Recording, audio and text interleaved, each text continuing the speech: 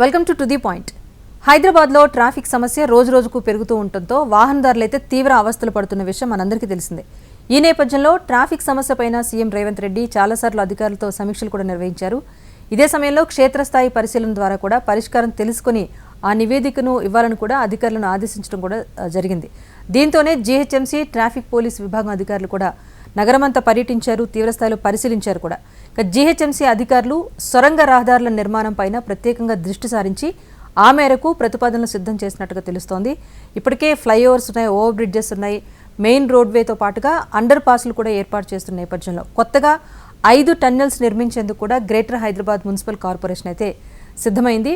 త్వరలోనే వీటి సాధ్యాలపైన కూడా ఒక డిపిఆర్ ఇచ్చేందుకు టెండర్లు ఆహ్వానించేందుకు కూడా ఒక అవకాశం అయితే ఉన్నట్టుగా తెలుస్తోంది.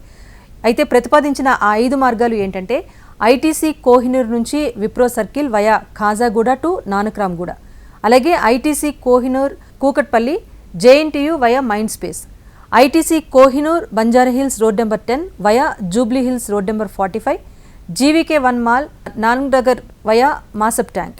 దీంతో పాటుగా 5th one Nampally to Chandrayangutta inner ring road via Charminar Falaknuma. తాజాగా ఈ 5 టన్నెళ్ల నిర్మాణం గురించి కూడా జీహెచ్ఎంసీ అధికారులు స్పందిస్తున్నారు. ట్రాఫిక్ రద్దీని నివారించడం కోసం ఎంతలా పరిష్కారాలు తీసుకుంటున్నా ఎప్పుడూ ఏదో ఒక కొత్త నిర్ణయాలు తీసుకోవాల్సి వస్తోంది. ట్రాఫిక్ని నియంత్రించాల్సిన అవసరం ఉంటుందని కూడా అధికారులు అయితే చెప్తున్నారు. ప్రస్తుతానికి ఉన్న స్పేస్లో అండర్ పాస్లు ఈ టన్నెల్స్ కూడా నిర్మాణం జరిగితే కనుక కొంత ట్రాఫిక్ రద్దీ నుంచి పరిష్కారం అయితే లభిస్తుందని అధికారులు అయితే చెప్తున్నారు. ఇందాక చెప్పిన పర్టికులర్ కారిడార్స్లో రహదారి సొరంగాల అభివృద్ధి ద్వారా ట్రాఫిక్ రద్దీ అయితే గణనీయంగా తగ్గుతుందని కూడా వారు ఆశాభావం అయితే వ్యక్తం చేస్తున్నారు. అయితే సేమ్ టైం హైదరాబాద్ అంతటా కూడా ఒక కనెక్టివిటీ అనేది మరింత మెరుగుపడుతుంది. ఇది కూడా ఫ్యూచర్ డెవలప్మెంట్కి ఉపయోగపడుతుందని కూడా జీహెచ్ఎంసీ అధికారులు అయితే చెప్తున్నారు. ఏదేమైనా ఇప్పుడు కొత్తగా ఈ 5 టన్నెల్స్ పూర్తి స్థాయిలో పని గనక ప్రారంభమైతే హైదరాబాద్ రూపురేఖలు కూడా కొంత మారుతాయంటంలో ఎలాంటి సందేహం లేదు.